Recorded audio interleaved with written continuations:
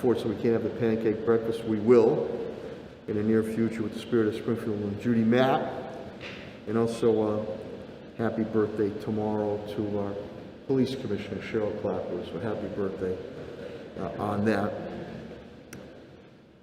On the stat sheet, total COVID-19 confirmed cases since the start of this ordeal, 22,078. The monthly total is 353. Weekly is 265. And we're down 160, so we're trending in the right direction. And with that, I want to thank Dr. Mark Kerouac, the President and CEO of Bay State Health Systems, and Dr. Robert Roos, Chief Medical Officer, Mercy Hospital, Trinity Healthcare. Dr. Kerouac, it's his week. Today we look forward to have him speaking, and to all their staff who've been great partners to us. We deeply appreciate that. I want to thank once again our media partners and our own Focus Springfield for continuing to be here and being faithful and making sure we get out the pertinent information. I want to thank our sign language professionals again for being here. And I also, again, to my cabinet heads and down the rank and file and their families, I want to thank them for the continued efforts. I always say tested and true through a number of natural and man-made disasters. And I want to thank you, each and every one of the residents of the city of Springfield and our business community, for your continued patience, understanding, cooperation, and collaboration as we move forward. You know, Mother's Day just passed. What better gift for Mom? For you to get out there and get vaccinated. Get vaccinated. Or get your mom vaccinated if she has not been vaccinated. Now, there are no more excuses. I think Commissioner Helen Carlton-Harris will tell you that, and Dr. Kerouac will tell you that. We have set up neighborhood sites left and right. Commissioner Carlton-Harris will go into those. But even on the mass sites, which we lobbied for with Governor Baker at Leesfield Mall, Curative, you can walk in now. You can walk right in and get a shot. And if you haven't, I urge you to do that. So we can't be laxed. We are heading in the right direction, but we have to be ever vigilant and get vaccinated, please. And where appropriate, continue to follow the proper public health protocol, which at times means you're going to have to wear a mask. I want to thank Commissioner Carlton-Harris also, the Vax Force, all the members of our Vax Force. The PSAs are out there, and we received some nice comments on them. They continue to play in the media about getting vaccinated. As you know, the basketball hoops will be going up very shortly.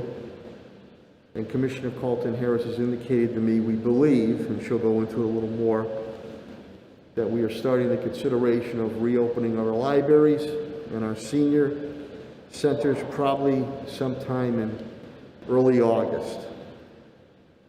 On the deaths, I'm happy to report, and again, one is too many, and our thoughts and prayers and sympathies and condolences and encouragement go out to the affected families.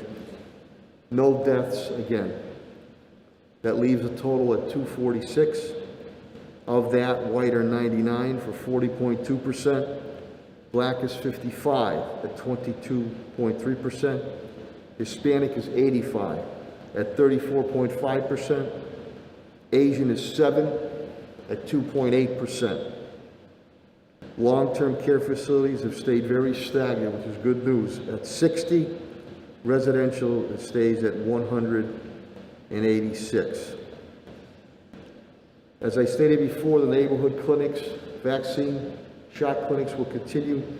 Commissioner Carlton-Harris will go more into that, but we've done them at the Greenleaf Claudio Concepcion Community Center, the Greek Cultural Center, partnering with Behavioral Health Network, Boland School, J.C. Williams Community Center, Curative with Dr. Sly Douglas, Home City Housing, Oak Grove, we partnered there, the Raymond Jordan Senior Center, We partner with the Caring Health Center at the X and in downtown. We've also the availability at CVS's, Walgreens, Bay State Health Systems, Mercy Hospital. To date, first dose in Springfield, 87,642 first dose. For the city, that's about 34.9%. We're lagging behind the state at 56.1%. Full dose, 22.7% in the city. The state's about 39%.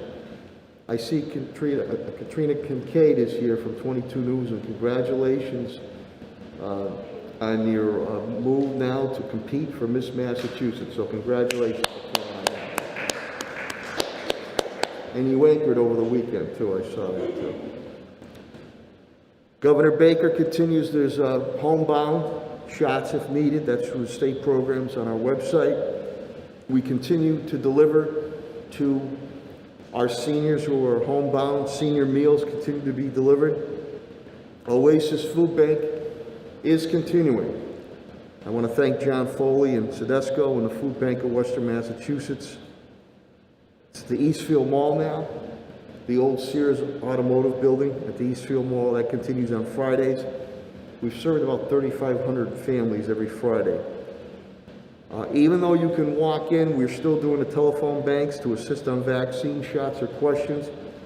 Helen's team, the Health and Human Services, Elder Affairs, with Sandy Federico and Libraries, Molly Fogarty, thank you very much. Governor Baker, the Stop the Spread with AMR, Patrick Leonardo, Director of Operations for AMR, and great partners. That still continues at the Eastfield Mall. Also, we must always remember and never forget, we need to honor our veterans. In turn, the Deputy Director Joe DeCaro and Director Tom Belton, Veterans Department Memorial Day is coming up. We need volunteers. We need volunteers to flag our cemeteries. Again, we have to follow the COVID-19 protocols. We will be doing a ceremony as we usually do the wreath layings on the Friday before Memorial Day here at City Hall. And also I'll be heading up to St. Michael's Cemetery to lay a wreath at the Veterans Memorial at St. Michael's Cemetery. I do not believe, when I understand Bishop Byrne, that an outdoor mass will occur for this year, the second year in a row. So, if you want to help, and we deeply appreciate it, to honor our veterans, 787-6141, that's Deputy Director Joe DeCaro, or J. DeCaro, DeCaro, at SpringfieldCityHall.com. Again, to flag and honor our veterans in the cemeteries. We deeply appreciate that. I'd also like to thank the Library Foundation, which I serve as a board member and the chairman, Attorney Pat Markey, a very generous donation of $150,000 made to our brand new East Forest Park library. I think we've raised about $1.5 million. Still more donations are needed, and again, no donation is too small or too large. It's just can't wait to get the libraries open.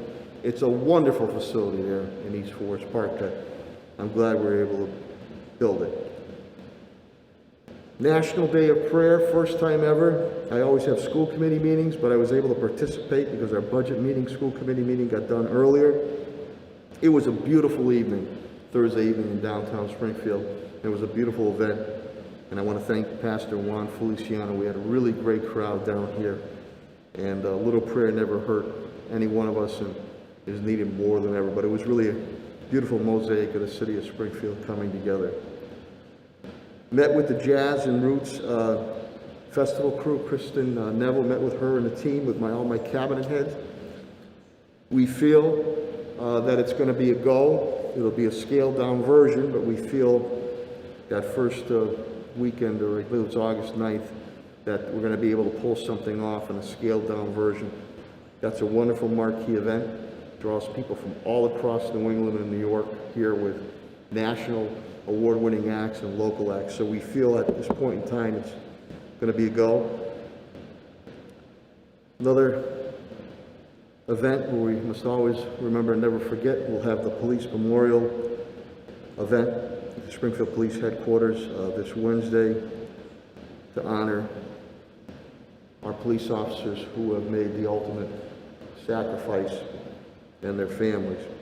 I also want to give a shout out to Joe Gentile, who is the Patrolwomen's Union President. He's been named to the National Law Enforcement Fund Board of Directors. They raise a tremendous amount of money to help out families who have lost officers in the line of duty and monuments. So congratulations, Joe, on that. To Pat Sullivan and to Pete Garvey and TJ Plant, the CFO, Franconia and Veterans Golf Courses, which I just was notified that Mass Golf Magazine is going to be coming here Thursday. Great announcement. We have two of the best public courses in the area. We're doing all the bunkers over, rave reviews, and that is increasing the play on the courses, which increases revenue. But now Mass Golf Magazine will be coming out here because of the impressive announcement and work that has gone on at both golf courses. So that's a quality of life issue that we give to the residents of Springfield surrounding areas. Very proud of that. Pat Sullivan, Chris Signoli, and I in the school department met with her. We have an anti-litter campaign working with Mary Ann Maloney and Kathy Brown, East Springfield Neighborhood Council, Forest Park Civic Association Neighborhood Councils, to start an anti-litter campaign, education, which will be more towards the fall, work with Superintendent Ward, but a hands-on approach about everyone could be a hero and just picking up litter and keeping their own area clean. So we look forward to making that announcement. We also an event, Families Against Violence, and Francine Brown, who's been in to see me. They've been affected by gun violence, and Coach LeVar Glick in my office represented me on that. So 2 events going on. We continue to work with those families. MGM will have some big announcements coming up. The Chairman, President, CEO, Bill Hornbuckle will be in sometime this week to see me, and we look forward to some big announcements coming up with MGM. Elks, we're starting to get back into events, and it's good to be back with Brother Elk. The Nationality Night, it's Polish night. We'll start Wednesday evening, so events are starting to happen under public health COVID-19 protocols. That's fantastic. The Basketball Hall of Fame, unfortunately, they're down at South in Connecticut. They'll be back up here in the very near future. We'll have some grand opening events going on this weekend on Sunday. And a special shout out to the legendary Mama Morgan from the Girls Club Family Center on Acorn Street. Mama Morgan's going to be 90 years old, young. She was legendary there as the cook in the kitchen, not only teaching kids how to cook, but life lessons. She helped me many a times in my days in District Attorney Bill Bennett's office in showing the right way for some of our borderline hardcore juvenile probationers to do the right thing on their community service activities. So a car parade will be coming up for Mama Morgan this weekend, and I'm proudly going to be part of that with a citation. Just a wonderful person who's helped out many, many young people, not only the ability to learn how to cook, but to do the right thing in life. So Mama Morgan, 90 and beyond. God bless you. Quickly on the cabinet heads, brief updates, they'll be coming up themselves. Commissioner Clapwood indicates to me she's down 1 with COVID-19. Wonderful delivery of a little baby that officers did the other week, a few weeks ago, and they went to visit her, and I thought it was just very heartwarming that they were able to deliver that baby very healthy. Their DOJ meetings continue with Judge Ireland. We continue our dirt bike patrols and the eye in the sky. So if you're going to do it, we're going to get you. and we're going to confiscate your bikes. Eventually, we will get you, and we're going to continue to do that. We're also going to ramp up fireworks patrols. Those noisy, pesky little things seem to be starting again, and I'm hopeful the legislature will pass our home rule legislation we put forward. The weekend, another gun recovered. AK-47, 34 rounds, loaded and ready to go. The shooting that happened in the Springfield Housing Authority property, Reed Village again, individuals not cooperating. And guess what? Guess what? That individual's out on 2 prior gun charges. As Beyonce would say no more, okay? 2 prior gun charges, not cooperating, shot, and on top of that has an AK-47, 34 rounds, loaded. I don't think our courts are sending the right message. Obviously, this individual's not learning. And again, I don't want this individual on my streets nor in my neighborhoods. I don't know what the hell it takes with the court system. Commissioner Calvi indicates he's down 2 with COVID-19. We had a wonderful ceremony right next door Friday morning for promotions and Medal of Honor, the Valor Awards, for brave and dedicated firefighters. Absolutely fantastic. DPW Director Chris Signoli indicates to me nobody is down with COVID-19, which is good. Pothole Patrol continues. Please, if you see any, 311, we'll get to them. Street sweepers are out. Yard waste continues to be picked up on your recycling day. Yard waste on your recycling day. I took a ride around the city this weekend. A lot of roadway construction going on. Good progress on the Central Street corridor. And also Bay and Berkshire, and street paving is going to be starting shortly in residential areas. We're always looking out for CDL drivers, and traffic light technicians are needed. Superintendent Dan Warwick indicates to me that we have now served 7,357,133 meals to our students and families since the start of this COVID-19. This weekend, 70,611 meals, and again, that is breakfast, lunch, and dinner. We still continue those neighborhood sites, even though we're going back into school 4 to 6 in the evening, scaling them down, but every neighborhood will have that. Schools continue to open very well. I want to thank Pat Sullivan and Commissioner Helen Carlton-Harris and Danny's team. The rates are good.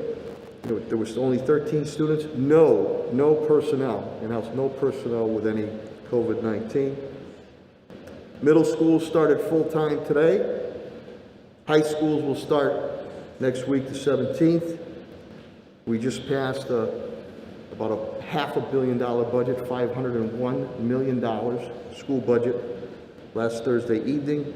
We have another school committee meeting this evening, and Superintendent Warwick and Commissioner Carlton-Harris teams are reviewing about some of the sports going on, about fans being able to attend. I believe that they'll be making an announcement very shortly on that. Deficit, as far as finances, deficit-wise, since this ordeal has started, $8 million has been lost. I'm down about 3.19 for the FY21 budget. Deficits and grants to support the residents and the business community here in the city of Springfield. We have spent $39.3 million. Of that, 31.1 has been pawned off on grants, and I deeply appreciate CFO TJ Plant and his team and our cabinet heads on that. 9.2 million stands in deficit.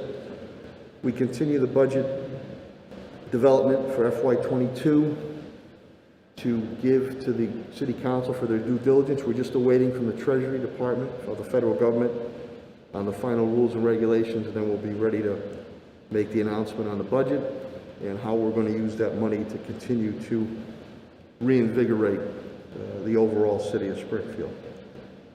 On facilities and parks, Pat Sullivan indicates to me there is nobody down in COVID-19, which is very, very good. I want to thank Director Sullivan and Commissioner Carlton Harris for the continued efforts on opening up neighborhood vaccination sites.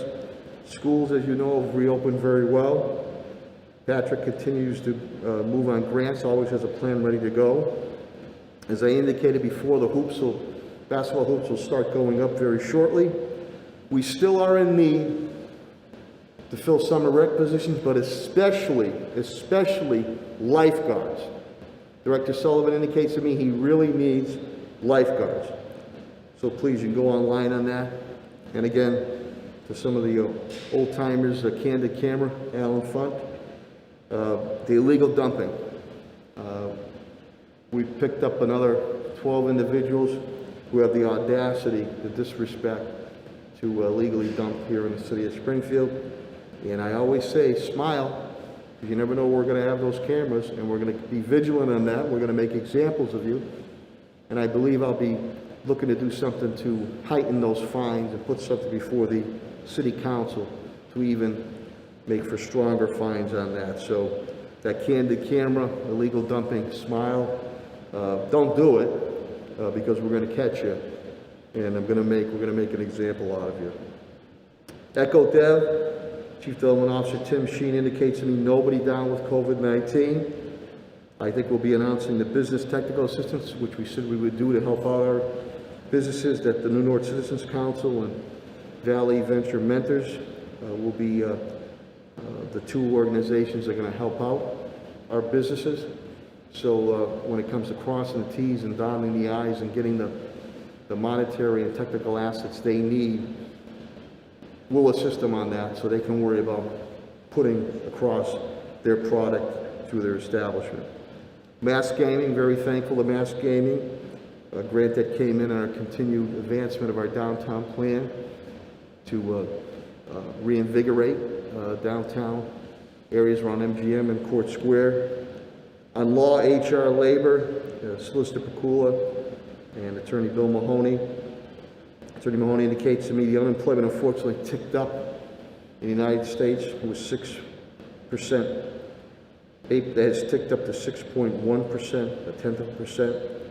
Again, our DOJ meetings continue with Judge Ireland, Solicitor Pagula. Marijuana Review Committee, I want to thank my whole internal committee. They've been very dedicated with everything going on in that review.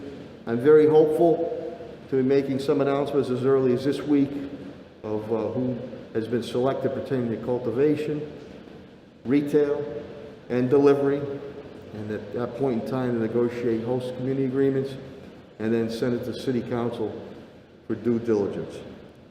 With that, I will now turn it over to the President and CEO of Bay State Health Systems, Dr. Mark Kerouac, and after he is done, he'll take questions immediately from the media so he can get back to his important duties at the Bay State. Dr. Mark Kerouac.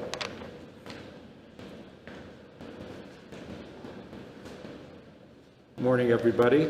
Thank you, Mr. Mayor. As always, appreciate the opportunity as well as the cooperation of your team. Wanted to just note that this marks the beginning of National Hospitals Week, so we're really grateful to all the hard work of the team members at Bay State Health and all of our hospitals during this most difficult year. It's also the end of National Nurses Week. That ends on Wednesday, Florence Nightingale's birthday. In honor of that, I wear every year the pin that my mother received on graduation from the Springfield Hospital Nursing School in the 1940s. It was a very proud moment for her. She was not only the first person in her family to graduate from high school, but the first to get a professional degree. So always have a very, it's a very important moment for me to honor her memory as well as honor all the nurses who've done so much for our patients this last year. Let me quickly run down the numbers from both Bay State and Mercy. We currently have 52 patients with COVID-19 in our system. 47 of those are at our Springfield campus, so the great majority of them in Springfield, only 5 in our community hospitals, 14 in critical care, and a positivity rate which has fallen down to 2.17%. That number has been roughly flat for about a week to 10 days, but it's well down from the 70s and 80s that we were seeing a month or two ago. Similarly, at Mercy Medical Center, they have 11 patients in the hospital and a case positivity rate of 2.8%, roughly stable for a week, but falling from previous weeks. I'm going to skip over some of the other usual statistics I share with you because I wanted to explore in more depth what's standing in the way of our resuming more normal activities here in the Pioneer Valley. We all know that the virus is declining across our country and across the state, but Hampden County is going down much more slowly than all but one other county in Massachusetts, and that's Dukes and Nantucket, the county for the islands. We measure the average rate of new cases per day per 100,000 population for each of the counties. That's currently at 26 in Hampden County, which is down from previous weeks, but it's 3 times higher than Hampshire, Franklin, or Berkshire counties. There are 351 towns and cities in the state, and you'll recall months ago that nearly 200 of them were in that so-called red zone for having high rates of new cases every day. That number is down to 13, which is a very good trend, but Springfield and Chicopee are still on that red zone list as a result of having high numbers of new cases. They keep company with some other mid-sized cities in the state like Lawrence and Lowell, Brockton and New Bedford, but Worcester and Boston have transitioned out of the red. So has Fall River, and even some perennially red towns or cities like Revere and Chelsea. There's a direct link between new case rates each day and how many people are protected by vaccine. Hampden County is the last in the state with only 42% of people having gotten 1 shot. This is based on last Thursday's report from the state, by the way, and only 29% of people being fully vaccinated. Compare that with the state figures where 58% of people have gotten 1 shot and 40% of people are fully vaccinated. In terms of what's driving the number for Hampden County down to that 29% level, there are a couple of cities and towns that are well below the 30% level, and they include Springfield, Holyoke, Southwick, Westfield, and West Springfield. Since the last time I visited with you, there have been hundreds of vaccine appointments on the public website for Bay State Health's Holyoke Vaccine Facility that have gone unfilled. We quickly switched gears and opened up walk-ins these last 2 weeks, and we're going to continue to do that. That has allowed us to use up the vaccine we've been allocated to get shots into arms. And this is not just a Bay State Health issue. This is a national phenomenon. You'll note that the mass vaccine site at Eastfield Mall has now opened a walk-in, as are many other providers as well. In addition to making it the vaccine easier to get because of walk-in hours, the website has gotten a lot easier too, vaxfinder.mass.gov. That's vaxfinder.mass.gov is a lot easier to use, in my humble opinion, having tried it out yesterday, than the previous versions. There are states across the country that are reducing their orders for vaccines. And so they're asking for less from the federal government, and that's a bit alarming given where we're at. One additional announcement from Mercy along those lines, they are announcing that after Friday, this Friday the 14th, they will no longer be offering first dose vaccines to the general public in their mass vaccination site. They're going to transition vaccine administration to their existing patients in their doctors' offices, and they will complete the second shots for the patients who have already gotten the first ones. But no more first doses to the general public at the Mercy Mass Vax site. There are, and I think this reflects the fact that there are lots of alternative sites. There are all the clinics that Commissioner Colton-Harris is standing up, as well as all of the pharmacies, as well as other practices, including Bay State and Mercy. Bay State Health is going to continue its campaign of, let me just say that we have clearly entered a phase where the supply of vaccine exceeds the demand. The problem is that the demand has fallen at a time when the percentage of people who have gotten their shots is still too low for us to really get our arms around this pandemic. Bay State Health has been running a campaign of persuasion for our own employees. It includes social media, video, Q&A sessions, drop-by sessions. All of these have worked a little bit. Currently, we have more than 85% of our 12,000 employees who are vaccinated, and that's really a very good record. But there is a difference between races and ethnicities. African American and Latinx employees were initially only 30% willing to get the shot, and now are up over 50%. That's versus whites who are well over 80%. And so there is that breakdown. We also know that some groups of whites are hesitant as well, self-described evangelical Christians and conservative Republicans. So the big question now is, how do we get the job done? How can we return to more normal activities while minimizing the number of people who will get sick or die or be disabled as a result of COVID infection? Because ultimately this pandemic is going to run its course, and the only question is it going to happen in our area by increased vaccination or just continued spread of natural infection? When you start digging into why people don't want to get the shot, the reasons are varied and they're often quite complex.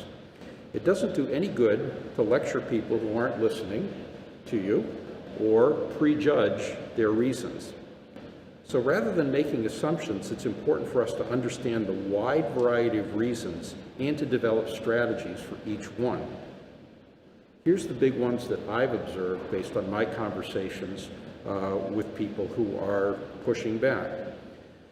Number one, some people just really do want more information from a trusted source. I believe that the information campaigns we've been running with our employees as well as with the general public have had some effect. And it has, as I said, moved us from 30 to 50% acceptance among our own employees of color. So that's a part of the story, but it's not the whole story. There are some people who just don't want to put up with the hassle of scheduling an appointment, and we know that because as soon as we started doing walk-ins, we had another influx of patients, many of them younger. Maybe these people live very hectic lifestyles, and getting a vaccine was just crowded out with other priorities. Again, part of the story, but not the whole story. Another common reason is that many people just don't think that COVID is a big deal. Some of these folks are young and feel their odds of death from COVID are very low, and they are right about that, less than 1% in a younger population. However, we also need to contend with the fact that there's a 10% rate that people of any age might get so-called long COVID. That's these prolonged symptoms that go on for months and months related to fatigue and shortness of breath and trouble with concentration and thinking. Other people who are not so young figure they've sort of gotten away with it so far, and so what they're doing is working, and so they're just kind of rolling the dice. Still others believe that they either know they've already had it or believe they've already had it, and they may well be right too. There is a blood test to tell if indeed you've gotten COVID infection, and you will get some level of protection if indeed you've been exposed to the virus naturally. However, vaccination will make that level of protection significantly better and reduce the chance that you might get reinfected again. There are some people who simply mistrust experts and mistrust science. We see this with some of the attacks that have been going on against the CDC over these many months. Hard to know what to do with this, but I do continue to be optimistic about Bay State Health's ability to persuade, at least at the local level. This has nothing to do with me personally, but the fact that we've got dozens and dozens of providers who have been working in practices across our area, including multiple sites in Springfield, who have been working for generations to earn the trust of their patients. And we hope that we'd be able to take advantage of that. And then finally, there are still other people who just want to make up their own minds and don't want to hear from anybody, including me. Some have been persuaded by information from friends or websites or social media. We are, of course, living in an era of conspiracy theories. And it's hard to devise a strategy for this problem aside from patience, time, and truth. So what should be our strategy to get over the hump and get to where we need to be? There are 4 areas that we've been focusing on or will focus on at Bay State Health. We're going to continue to put out information on the seriousness of COVID infection for all age groups and the effectiveness and the safety of the vaccine. Our experience has been that this has slowly chipped away a few percentage points each week in getting people to accept this among our patients and our employees. Second is to make it ridiculously easy to get the shots. We have opened our doors to walk-ins, but I think we will run out of gas there too and need to think of other ideas to make vaccine available more locally. And of course, this is something that we are going to work very closely with Commissioner Helen Colton-Harris on to make sure that we coordinate those activities so that people don't have inconvenience as an excuse. Third, we need to focus on how protecting yourself also protects others that you care about. This is a really noteworthy reason for people changing their mind that I've seen from some of the hundreds of testimonials that I've read on our Facebook page, which you can read yourself at Bay State, our Bay State Health Facebook page at #BestShot. Many people agonize with this decision, and finally what gets them over the hump is that they're doing it for their family, they're doing it for their grandma, they're doing it for their friend next door, etc. And it's that altruistic impulse that often gets people to change their minds.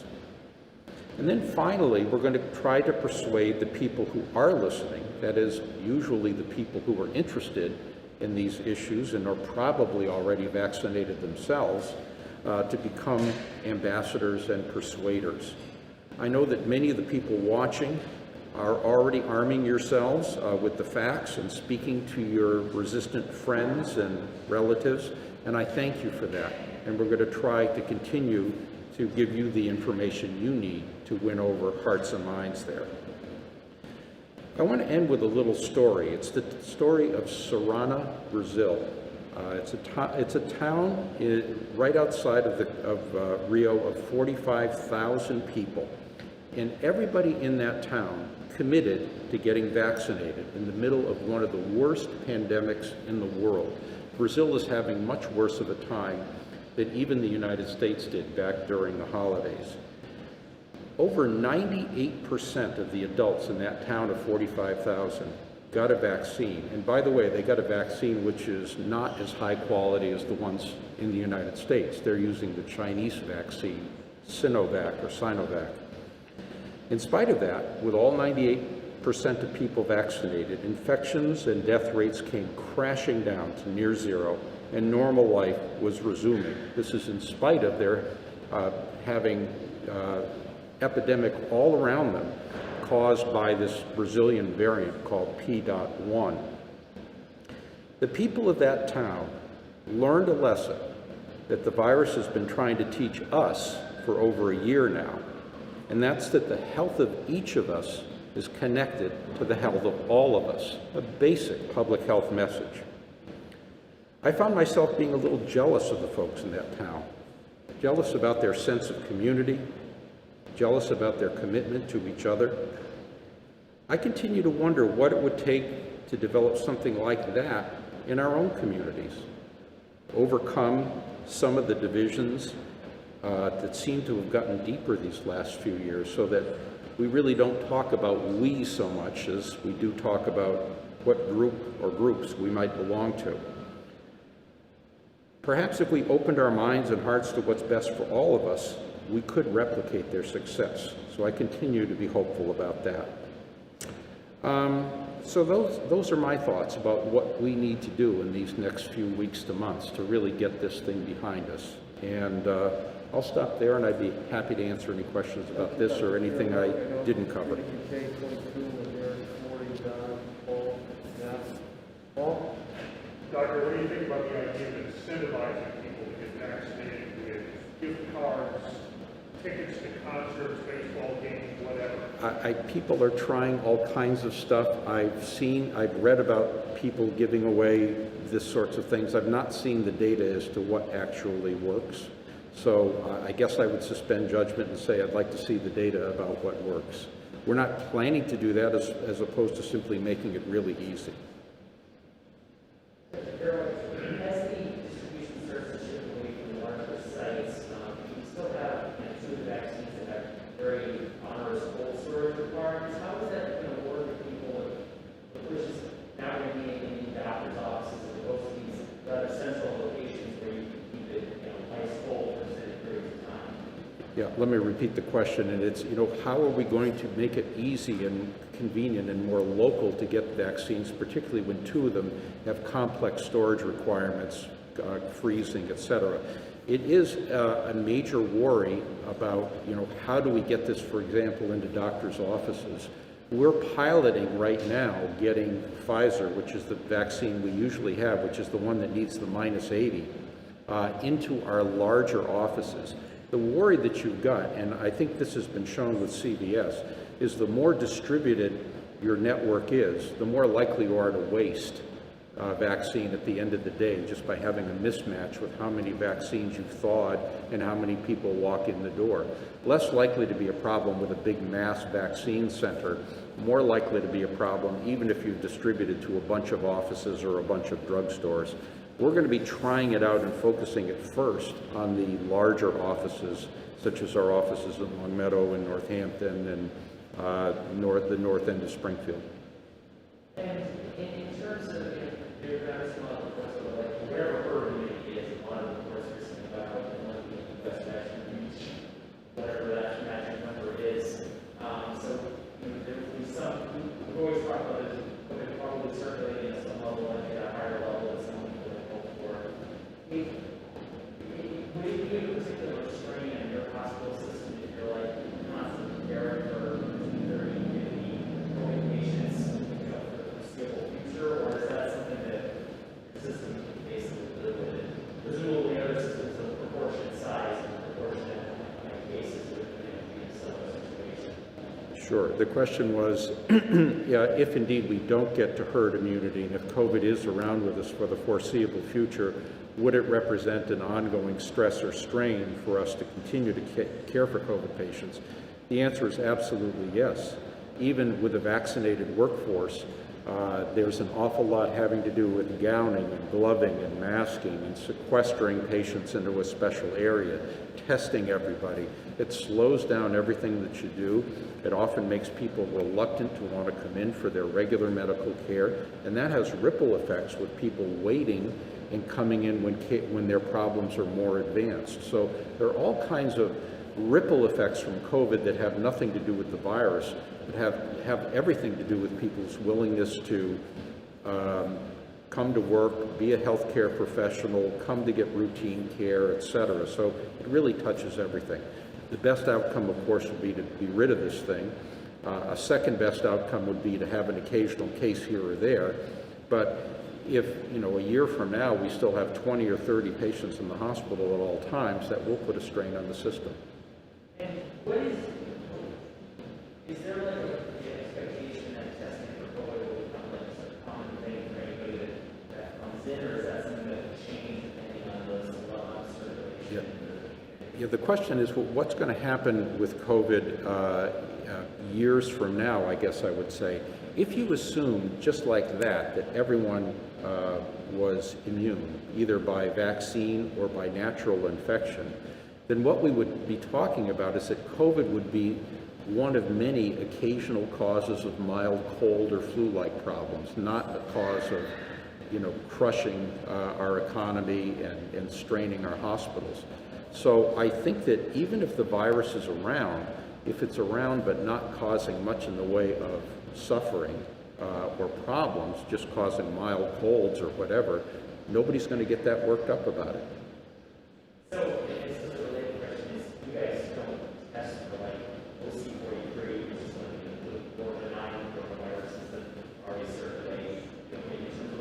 into the hospital? We used to. When you came in, if you came in with signs of a viral pneumonia, you would get tested for 20 different viruses, including some of those older versions of coronavirus, not COVID-19. We've stopped doing that testing only because it muddies the water. Any other questions or comments from the media? Okay, here we got Dr. Kerouac. Thank you very, very much for you and your staff. And Dr. Kerouac brings up a good point of what more that we need to do for the vaccine. David Brooks, columnist, New York Times, was on the Republican, Sunday Republican this past Sunday. Very common sense, very level-headed. A wartime effort, he had indicated. World War I, World War II. Uncle Sam wants you. Same thing here. We want you to get vaccinated. For the good, as Dr. Kerouac indicated, for the good of not only yourself, but the community. And there was a patriotic effort that took place in World War I and World War II. And the analogy that Mr. Brooks, David Brooks, made is about the same thing has to be done with this vaccine. A wartime effort, patriotic. What can you do not only for yourself, but for your family and the country? So I just, in your head, your heart, your gut, you need to get vaccinated. It's good for you. It's good for your family. It's good for the community. And we need to get it done. We need to get it done. So I thought that was a very timely column that he did on New York Times, Springfield, the Sunday Republican, this Sunday. With that, I will now bring up the Commissioner of Health and Human Services, Helen Calton Harris. She and her team have done a tremendous job in coordinating, being the point person on this. Springfield Commissioner of Health and Human Services, Helen Calton Harris. Thank you, Mayor Sarno. As the mayor said, the overall total for the city of Springfield is 22,078. Sunday, 34, Monday, 30, Tuesday, 21, Wednesday, 59, Thursday, 59, Friday, 35, and Saturday, 27, for a total of 265 cases. As the mayor also said, we have decreased our cases by 160 this week over last week, and that is good news.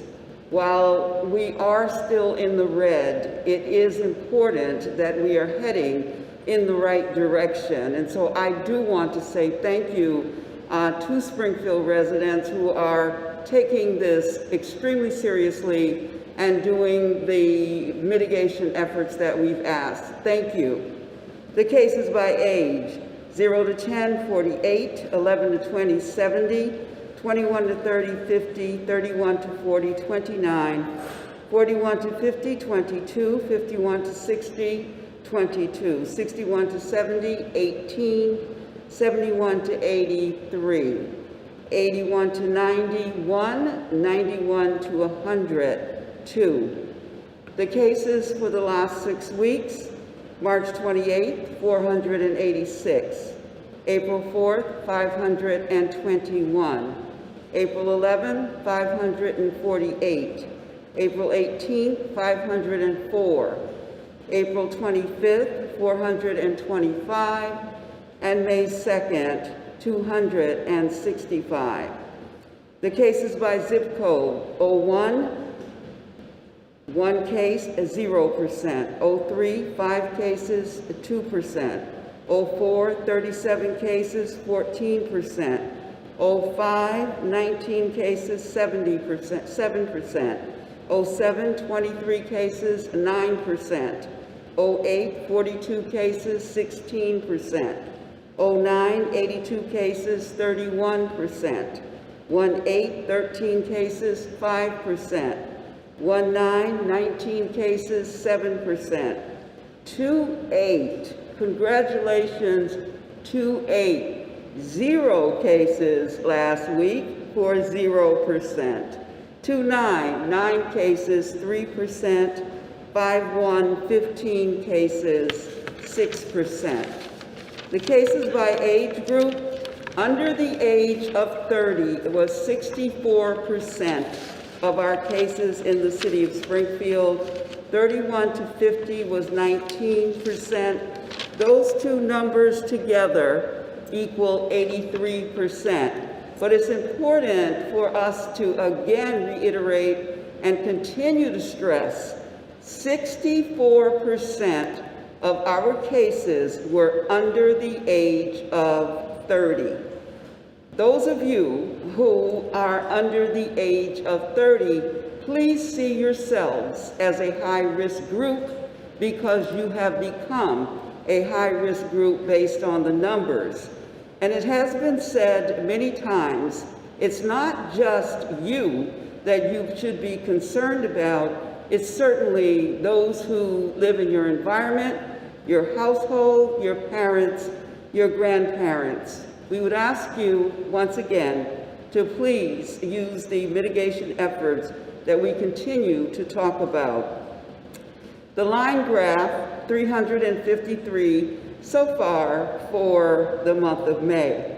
Cases by race, white 32%, other 26%, Black African American 15%, unknown 26%.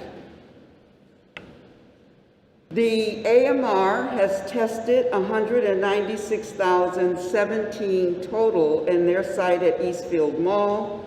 Springfield residents are 87,381 of those, and the positives are 17,759. The governor has just announced that the Stop the Spread initiative has been extended till September the 30th. So we can count on having that free testing available until September 30th. It's still important that people get tested.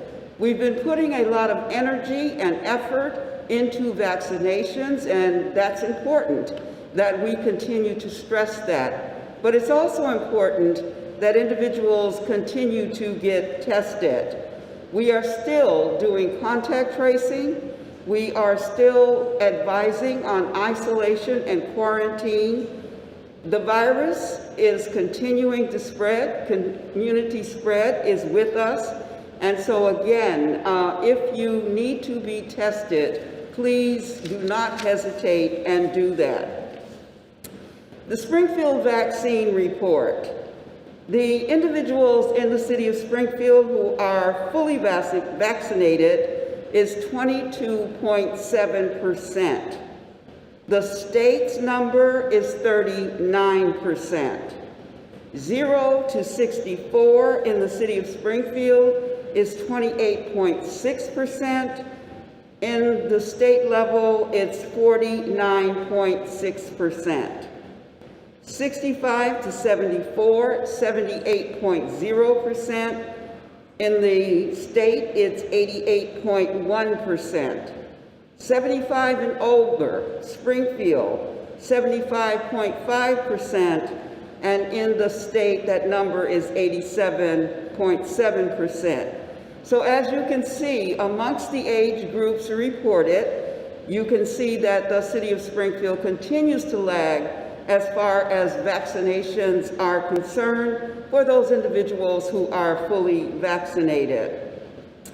In the race category, American Indian, Native Alaskan, Springfield 19.1%, Massachusetts 34.7%, Asian 37.2% in Springfield, 53.3% in Massachusetts.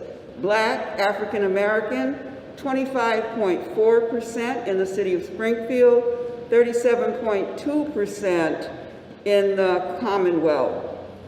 Multiple races reported, 15.2% in the city of Springfield, 62.4% in Massachusetts.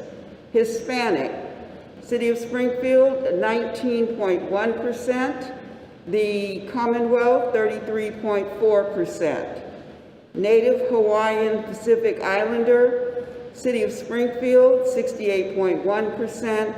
The Commonwealth, 77.4%. White, 48.0%. City of Springfield, 54.9%. The Commonwealth of Massachusetts. Again, those numbers also tell a story, and it tells us that we have more work to do to potentially have more of our residents vaccinated. The mayor has said there's no excuse. Dr. Kerouac has also told you that there is no excuses. This week, the City of Springfield will be doing second doses at the Ray Jordan Center on Tuesday and Thursday. On Wednesday, we will be at the J.C. Williams Center from 9 to 1. The foot traffic in that center has not been what we'd like it to be, but we were only there for one Wednesday. So there are plenty of appointments available for this Wednesday, 9 to 1. Please make an appointment, and if you can't make an appointment, just come. Just walk in and come. We need to think about how we relax some of the challenges people are having with getting to our clinics. We put them in neighborhoods where we thought they would be utilized at a higher rate, but we will continue to try to assess what we can do to make sure we're getting people into our vaccination clinics. So Wednesday, J.C. Williams Center. Friday, we will be at Greenleaf. BHN continues to vaccinate with us. Bolin continues to vaccinate, and Curative. So we have some amazing partners who we're working with to try and make sure that we are getting individuals vaccinated. There is a clinic available. Please utilize it. We want to make that recommendation, and we do hope that our residents will continue to follow guidance, and please consider getting vaccinated. Today, the governor has opened up more of Massachusetts, and I know we're all so happy about that, but I want to remind you of a couple of things. One is that if a host or event venue is notified that an event attendee or worker has tested positive for COVID-19, the event host, event venue must immediately notify the local Board of Health in the city or town where the event took place. Hosts and event venues must assist the local boards of health with contact tracing, case investigations, and including, upon request, giving a list of attendees at the social gathering. So it's important to note that if in your environment, if in your business, someone tests positive, it's important that you notify the local Board of Health. It is important also that no activity should take place without a COVID-19 safety plan in place. Patrick Sullivan and I meet every Monday after this press conference to go over every event that has been submitted to us. And so it is important that you have a COVID-19 plan. There have been there have been events that have been advertised to take place, and they have not been cleared for a COVID-19 plan. And so we've had to shutter or ask individuals to submit that plan, or the event cannot go forward. So that's important to note. Every event, it does not matter who you are, it's important that we get that COVID-19 plan. And that is for indoor and outdoor event spaces, ballrooms, private clubs and party rooms, public places like parks, and private residence. Private residence, the restrictions are the same as they have been in the past. Those have not changed. No more than 10 persons inside, no more than 25 persons outside, and no more than 150 people if it's a public venue. all participants are asked to still follow the same guidance. While we see ourselves coming out of this pandemic, we see our numbers going down, I'm confident that the City of Springfield numbers will continue to go down. However, that does not mean that we can let our guard down and not do all of those things that we talked to you about. Watching your distance, washing your hands, and wearing a face covering. We do understand that the outdoor face covering has been lifted for individuals who are fully vaccinated, and that's an important distinction that we must make for individuals that are fully vaccinated. And so while we continue on this journey towards some level of having normal activity, again, we ask for your cooperation and that you work with us to get us towards that goal. Springfield, you're doing a good job. I know that some of the data and some of the information that's given to you may be sort of depressing. It may feel like we're not doing the work. You are. We just need to try harder, and we need to be more vigilant to get ourselves to where we need to be. Thank you.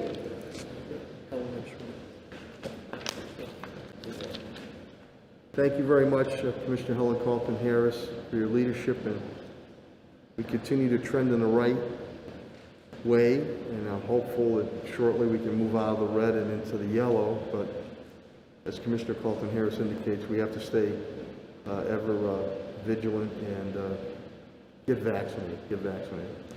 We'll now go into the public safety component of this COVID-19 City Hospital update, and I will bring up the Fire Commissioner for the City of Springfield, Bernard B.J. Calvi.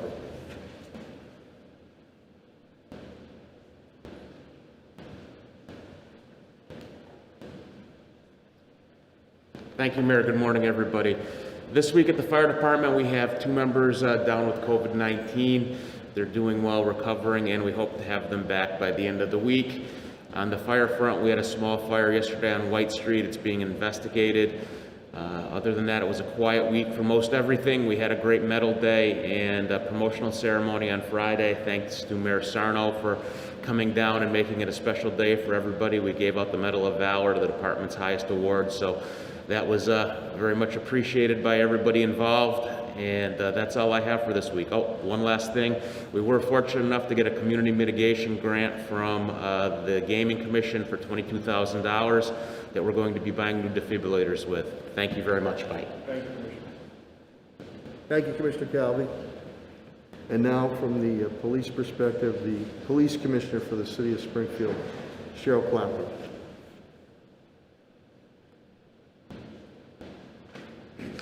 Thank you, Mayor. Good morning, everyone. The police department currently is down 1 officer due to COVID-19. We had a pretty decent weekend. We did have a shooting last night. Officers responded to Lionel Benoit Road around 11:40 p.m. They located an adult male gunshot victim suffering from non-life-threatening injuries. The victim will survive and will be released. He was also 2 prior times arrested on firearms charges in less than 3 years, and this is his 2nd time being a victim of a shooting. During this incident, officers discovered a loaded AK-47 in a nearby backpack with 34 additional rounds in the clip, 1 ready to go. 15 shell casings were located, none of which matched the AK-47 in the victim's backpack. This yesterday started National Police Week. The ceremony at Washington, I think, is postponed a bit off until October, where we actually send officers down and you visit the wall of officers who have given their lives in the line of duty. But we will celebrate it here Wednesday.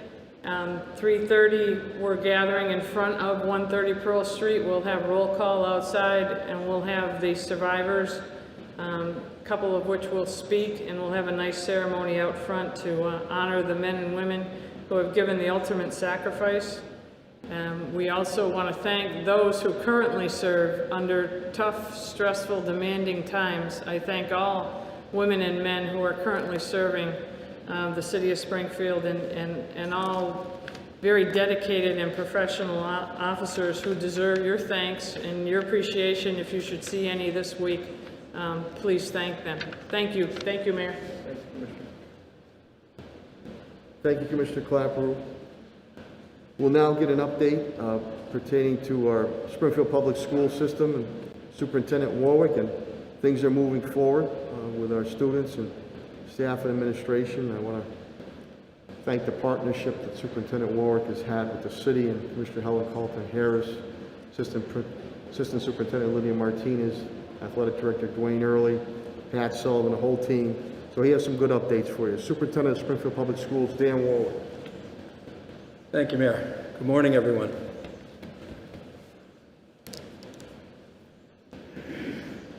As the mayor said, we're continuing with our food distribution sites throughout the city, and we'll continue even on through the summer. We're going in the evenings from 4 to 6. And since last March of 20, we've distributed 7,357,133 meals. This weekend alone, 70,611. We've had a great reopening of school. The COVID cases have been really low. And in the DESE report for in-district learning, we had 13 student cases last week and 0 staff cases. And again, that's accounting for 5,000 staff. School reopening has been going absolutely fabulous. We reopened full for our elementary grades last week. It went very well. Today, we opened grades 6 to 8 full 5 days a week. Next Monday, the 17th, we're going to do the high schools 5 days a week. So the school reopening piece has gone extremely well. And, we have a great partner in Helen Carlton Harris. She's been really, everything that's been put together has been executed well, and we're very, very pleased with that. As the mayor said, we got our spring sports because we did testing ahead of time off, and they're off on a good footing, and now we're going to address the, seeing if we can get allow some parents to watch some of the games because we'll be outside, so we're working on that. We're going to offer our graduation program, full graduations at Central High School, and we're going to use the complex there, so we'll be able to accommodate the entire classes and their parents. MCAS, we're executing the MCAS test per the DESE guidelines. Again, the kids who are staying home remote can actually take the test remote, so that's working out well in grades 3 to 8. And in high school, we're executing the MCAS. They still have the 10th grade, they have to take it for graduation. The 11th graders are going to be given the CDs based on their coursework, so they don't have to come in and take the MCAS. However, if they want to qualify for the scholarships, like the John and Abigail Adams scholarships, they can do that. And like I said, spring sports, because of all the testing with Helen Carlton Harris, got off to a great start. I do want to thank Pat Sullivan for helping me organize the high school graduations outside. We think the parents are going to love it. But, he helped me get a stage, sound system, so be real professional quality, because our families are used to Symphony Hall, which is a beautiful venue, but this will be a very nice venue. Thank you. Thanks, Mayor. Thank you, Superintendent Warwick. We'll now get an update from the Department of Public Works and Director Chris Signoli, please.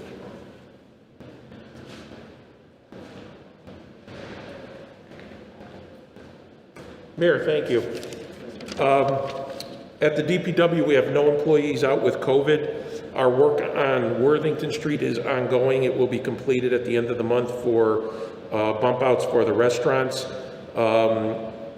Just a reminder for the residents, if you would like to, the landfill is open to drop off yard waste if you so choose. Central Street project, we will be starting to do signal installation very shortly so that we can start to reroute traffic in that area. Our paving program is out to bid right now. We will be starting that for this the next fiscal year after July 1st. And on our Facebook page and our website, our street sweeping schedule is up there. And as we've mentioned in the past, any issues, please contact 311. There seems to be a rash of vehicles hitting signs throughout the city, so please get that information in. And lastly, we will be posting information this week on a public hearing that will be occurring for the St. James Avenue, St. James Boulevard, Carew Street double intersection that is being redesigned by the state. We will be posting the information this week with regard to the date and time of that public hearing, and it will be virtual. That is it, Mayor. Thank you. Thank you, Director Signoli. We'll now get an update pertaining to facilities and parks from Director Patrick Sullivan, who's been helping out any and all of our cabinet heads and staff on that. Director Pat Sullivan.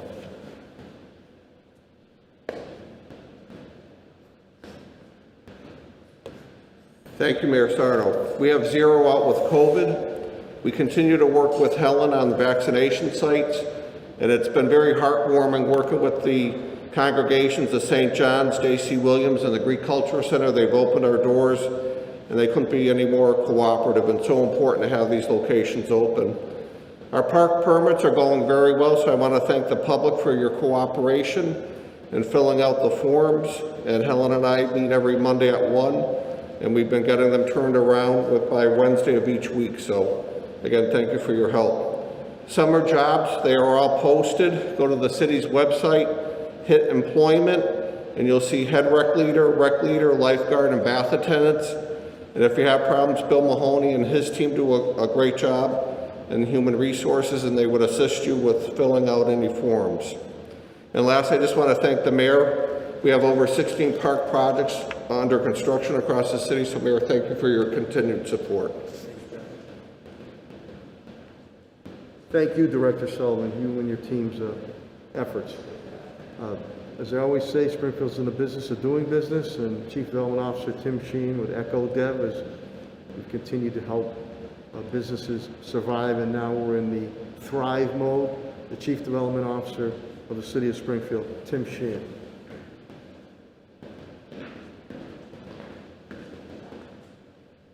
Thanks, Mayor. Development Services has no employees out with COVID. Many businesses are expressing relief and are pleased to see more and more of the economy reopening as the state lifts various restrictions today, with more to come May 29th, and hopefully lifting most, if not all, by August 1st. It was nice to see the Fort return to outdoor dining this past weekend. All restaurants should make themselves familiar with the SBA Restaurant Revitalization Fund, which provides grant funding to help restaurants and other eligible businesses keep their doors open. The program provides restaurants with funding equal to their pandemic-related revenue losses up to $10 million per business. Recipients are not required to repay the funding as long as funds are used for eligible uses no later than March 11th, 2023. The city will be contracting, as the mayor indicated, with Valley Venture Mentors and the New North Citizens Council to provide direct technical assistance to businesses recovering from COVID. These grant awards total $120,000, and it is expected that the professional assistance provided will have a lasting positive impact on the businesses served. The Office of Planning and Economic Development thanks the commissioners and staff of the Mass Gaming Commission for their positive consideration of the Main Street Convention Center Master Plan Mitigation Grant for $400,000 last Thursday.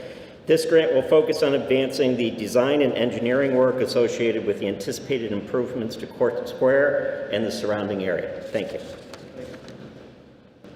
Thank you, Director Sheehan. And again, to Solicitor Ed Picula and HR, Labor Director Attorney Bill Mahoney, and CAFO TJ Plant for their early morning updates, which I've indicated. I thank them for their continued follow-through. With that, we will open it up to any questions or comments the media might have of my cabinet heads or myself. Paul? Question for Health Commissioner. Sure. Commissioner Carlton Harris, please.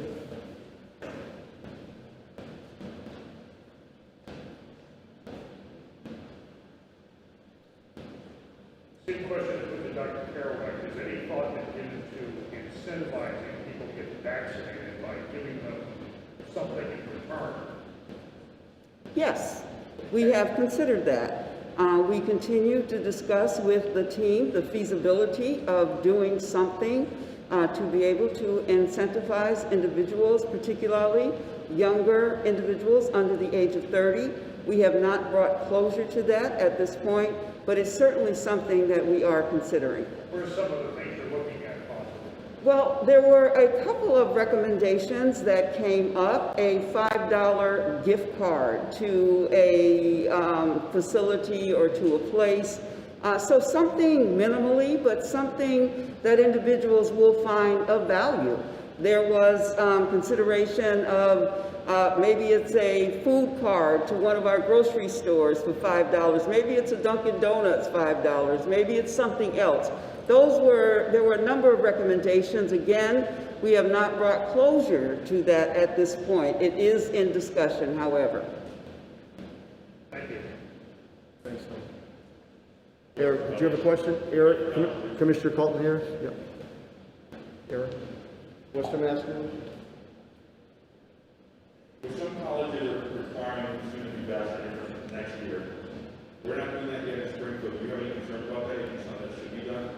Well, that would not be a decision for the Board of Health for the City of Springfield. As you know, that would be the decision of the Institution of Higher Learning to make that a recommendation to their Board of Directors and then on to their students. It would be absolutely a recommendation that I would encourage institutions of higher learning to consider based on what I saw as far as the data is concerned from our institutions of higher learning. I think vaccinations would greatly improve the COVID-19 transmission rate. Just to follow up on that, have you had discussions, because I know some, I think Springfield College announced that they are going to require students to be vaccinated. And we know UMass has said they will too, so that presumably would affect the satellite campus as well as the main campus in Amherst. Have you surveyed the colleges? Have you discussed it with them, what their plans are? We have had discussions with every institution of higher learning whose base is the City of Springfield. As far as what public health measures we would like to partner with them on to make sure that their students are safe and our transmission rate is low as we go into the fall. So we have had partnership communication. Have you offered them vaccine doses or anything like that? Because I know Springfield College did a vaccination clinic, I think, last week, and in Western New England did too. Have they procured their own supply of vaccine, or did the city help them get vaccine? The City of Springfield did not provide the vaccines for Springfield College. However, Springfield College students, as well as other students, have come to our vaccination sites to be vaccinated. Springfield College students, as you know, are leaving the campus this week. And so there was a push to make sure we were vaccinating as many as possible. So we have worked with them on that. We have not given them vaccines from the Board of Health at this point. However, there have been a number of organizations and businesses, daycare centers who have reached out that we will probably be administering vaccines to their staff. Thank you, Mr. Colton Harris. Any other questions or comments? Matt? Yes. I don't know if this is a question for Helen or for Pat. Sure. Or yourself, but discussion of the potential opening libraries and senior citizens in August. Yes. Is that based on, what is that based on? Is it, I mean, we're allowing the state to use vaccinations, I'm sure that must be a factor, but is there a possibility that things speed up, there might be an earlier date? What's the calculation or thinking about the timeline? I'll bring up Commissioner Helen Colton Harris, but it is based off that Governor Baker is looking at taking all restrictions off August 1st.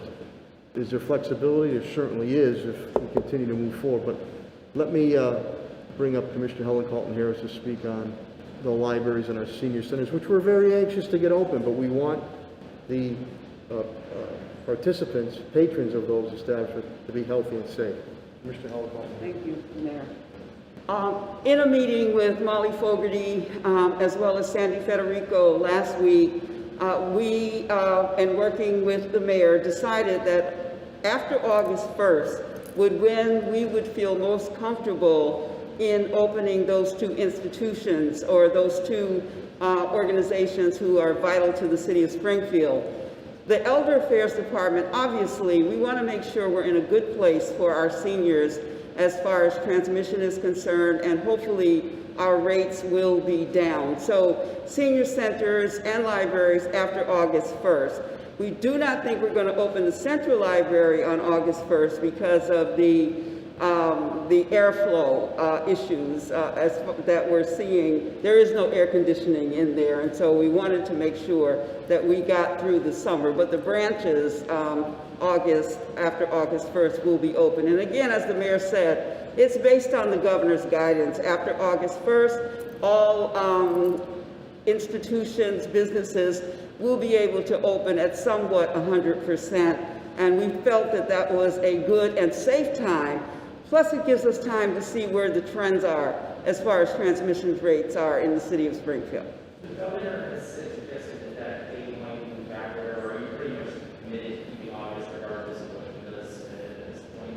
Unless there is a significant shift, I think we're going to stay with August only because there's preparation that also needs to be done to make sure that we're doing it as safely as possible. So after meeting with the two department heads, that was where they felt the comfort level is, knowing their populations, that is where we see ourselves staying. And just one more question. You mentioned Central Library, probably you're not comfortable because there's no air conditioning there.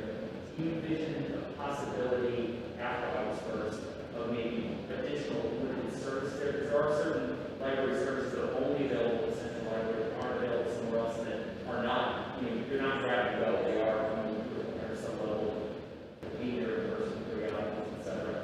Is there any thought about having very, very limited in-person services at Central Library before the temperatures are dropping? We expect to open the Central Library on September the 7th, and so we have a concrete date for that as well.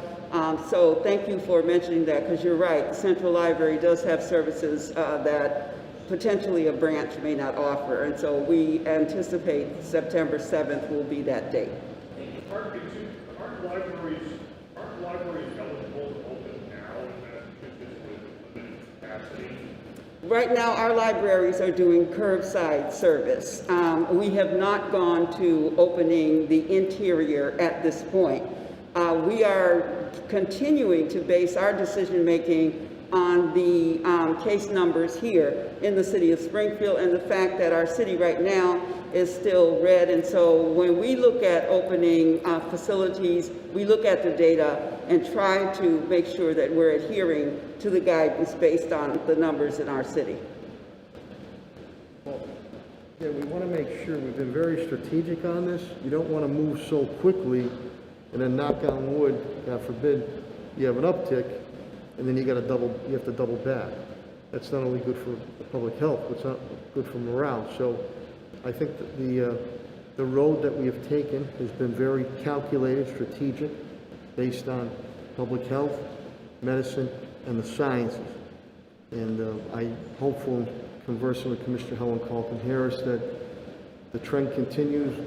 We could hopefully be back in the yellow as early as next week. But after that, we want to stay in the yellow, and we want to move to the green. So we've been very systematic in our approach, and it has worked for us. Any other questions or comments? Yes, Don. Sure, Don. Is there a way that Springfield and the county in general sort of lagging a little bit behind the rest of the state? Do you worry that Springfield might not be able to open everything up like everybody else does? Is there any worry about that? We'd like to get everything open as soon as possible, that it's publicly health, safe and sound. We're going to continue our push of people getting vaccinated. Commissioner Carlton-Harris again indicated, where is the uptick, the strong percentage of people getting COVID-19? Though our numbers are trending down. 30 and under, 62 or 64%. That's a big number.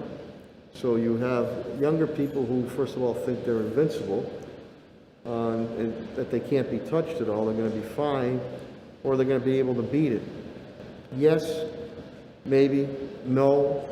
Do you want to be taking that home to your mother, your father, grandmother, grandfather, another family member or friend? So, I mean, that's where that David Brooks column, the New York Times columnist, was in the Sunday Republic this Sunday. Wartime effort, patriotism. You know, World War I, World War II, Uncle Sam wants you. We want you to get vaccinated. There's no excuses anymore now. You could literally walk in and get the shot. And that'll be how we can get everything open quicker. Take these masks off. Stop the air hugs. Do an embrace. So, I mean, the answer is there. We're giving you an exam where we've given you the answers. You need to get the vaccination sites. So, Helen and I have been and the team have been very careful in balancing. Director Sheehan and others about economic development. Let's keep our businesses not only surviving, but start them to thrive. But measuring it with the ruler or the measuring stick of public health, medicine, and sciences. So everything is right there for you. And again, I urge the people who have not gotten vaccinated yet, please, in your head, use your head, heart, and gut. It is proven it's going to be good for you, to protect you, and protect your loved ones. Your loved ones. We did the Greenleaf Claudio Concepcion Center a couple Fridays ago. Helen and I were up there. It was a young African-American gentleman. He said it all. He says, I can't be selfish. I need to do this not only for myself. I babysit my niece twice a week. I got to make sure she's safe. That's what it's all about. So I want to get things open as soon as possible. But I want to do it in a safe, smart way, which we have continued to do. You jump the gun, you think you're taking a step forward, and you end up taking 2 steps back. But I can't say, I know you're sick of hearing it, but get vaccinated. No excuses. You can just walk in now and get vaccinated. Get it done. And then we'll get back to more than a sense of normalcy. We will get back to a normalcy and move forward. Any other questions or comments?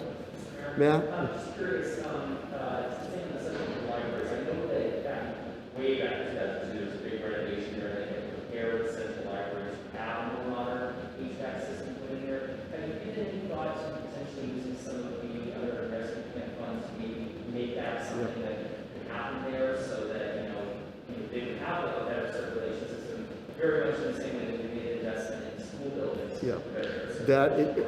As Helen will tell you, and may I bring up Pat Sullivan too, HVAC has been on my mind with the Central Library for a number of years. I know that's something that we're going to look into. Is Pat back there? That is something that we've spoken about doing as soon as we can. We've talked about HVAC for our beautiful, majestic Carnegie Central Library, and it's something we've talked about, but the possibility that we can look into that situation. We have done some other renovations with Pat. Maybe you want to comment on that? That would be... Is it a project that, assuming pending guidelines from the U.S. Department of Treasury, is it the kind of project that could be implemented with sudden boost of funding from Yep. So we've presented to the mayor close to $21 million in HVAC upgrades that we could do across the city, and we're ready to go with. And so we have buildings that we have made that recommendation to the mayor if that money does become available. Is the Central Library one of those buildings? Central Library, Helen and I just met with them, and that would be one of the buildings. We don't own that building, so that would take some negotiations, but that is on our radar as well. Thanks. And again, Matt, a lot of the ventilation work or betterment on newer buildings we did, or rehab buildings, and some that we couldn't, that were older, we put, as you can see, it's right there, we put the air, the carrier air systems in. And Pat brought up a good point. We don't own that building, the museum's done, but that is something that's come up during budget sessions for a number of years. It's a big number, but that would be key. I mean, it's just a beautiful Andrew Carnegie library, so there's something we'll look at. I mean, I just knew that it was something that was, I remember when they were talking about how it was, I remember those, God rest their soul, I remember those conversations. it was something that was like prepared for, never finished, so that's why it seemed like, the rest of the thing. I think you, and I mentioned it earlier, but you hit it right on the head. I'm awaiting, hopefully this week, because we did have, thank you to Congressman Chairman Neil Ritchie, we did have that meeting with the U.S. Treasury officials, and waiting for the finalization of the crossing of the T's and dotting the I's of where specifically the money can be okay to be used. I have plans, and I want to be able to announce those with the unveiling of the FY22 budget. But I don't want to announce plans if the Treasury says, well, technically you can't use that money for that. Do you expect to announce the budget in concert with your recommendation for American Rescue Plan money, or is it not necessary that they happen at the same time? There'll be some concert. There'll be some concert with it. Because that also with my CAFO, TJ Plant, that'll tell us the budget we're currently put together and where that money, those monies can also be used to offset, or we can shift money in different places for added leverage or added initiatives. So I want to make sure, you know, we're making that sauce, and I want to make sure that all the ingredients have been okay to be put into that sauce. Any other questions or comments? Okay, hearing none, again, I'm very thankful to the media, the print, radio, and TV media for continuing to get this pertinent information out. We are moving in the right direction, which has been indicated by the healthcare professionals such as Dr. Kerouac and Commissioner Helen Carlton-Harris, but we have to stay ever vigilant. I'm very thankful to each and every one of you, the residents and business community of the city of Springfield, for your patience, understanding, cooperation, and collaboration. But I ask each and every one of you again, please, no excuses. You need to get vaccinated. It is safe, it is sound, it is good for you, it is good for your family. Accessibility is without question now. You can walk in and get that shot. And then we can forego these masks. We can open up completely. We can stop giving air hugs. It's all in your hands now, or as I should say, it should be all in your arms. Get those shots. Good health and God bless, and go out and have a great day. Thank you very much.